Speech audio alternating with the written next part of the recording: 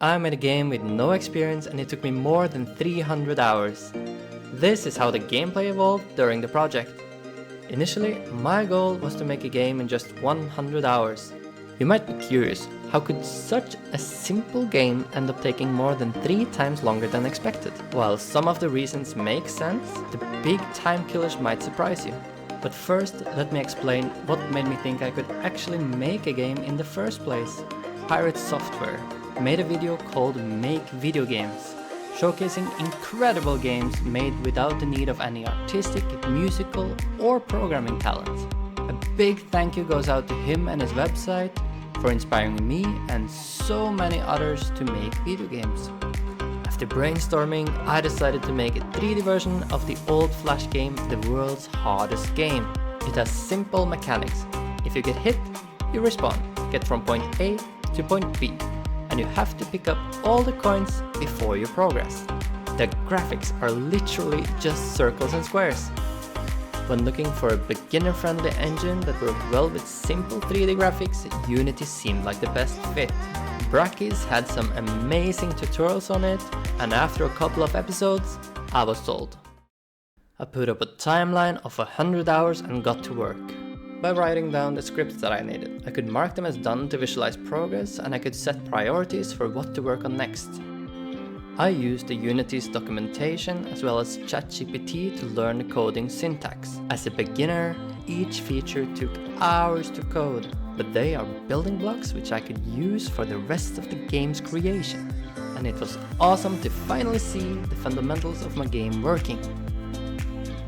For level building, players and enemies, I mostly just used the cubes and spheres built into Unity. Now, just like Thanos, bugs are inevitable, such as objects can't have exactly the same C position, and logical errors will sooner or later sneak into your code. With the bugs fixed, level 1 was complete. 25 hours was closing in, and I had made some good progress on the basic elements. I made ramps between the levels, then I simply copied level 1 with some added walls for level 2. And level 3 was a copy of level 2 with new patterns for the enemies. Level 4 was a big dome with a new rotor enemy. Almost 50 hours in, I started working on level 5, which would be one of my biggest levels and also one of my favorites. This level added new elements such as verticality, rotating platforms, balancing beams and lava. Then I played around with the camera, making it go first person as the player approached walls. It worked well in some areas, while in others it was terrible.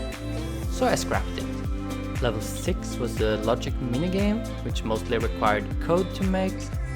At level 7 I added difficulties and I added a flickering bridge. Then I tried lights for the first time for level 8, making the red light green light game. I added songs and sound effects. I even spent 2 hours making my own 6-second song.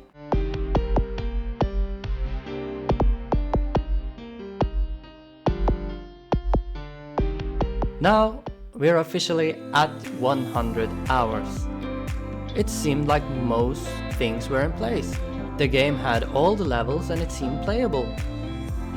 So all we needed was to slap on some menus, textures, lights, and we're good to go. I really wanted my wife to try the game, but she would only play it if I added a cat. So I did. And after learning to use animations, it was working, and it actually was fun to play with. But the game was still missing many textures. It took about 15 hours to add textures for all the levels in the tower. I was completely shocked by how long the menus took. What started as simply add key bindings ended up as an entire side project. I won't go into details for every element in the menu, just know it took more time than building half of my tower. The next 46 hours were mixed. I created a first-time setup screen with the intent of saving some eardrums. Then I finally added mouse turning, which felt so good. And one day, I deleted my entire tower. I then set up a way for the game to save and load, but my favorite feature is the ghost. You can race against yourself and keep pushing for better time. It's saved as a text file, which makes it super simple to share. You could race your friends or even the world record. Lighting took surprisingly long as well.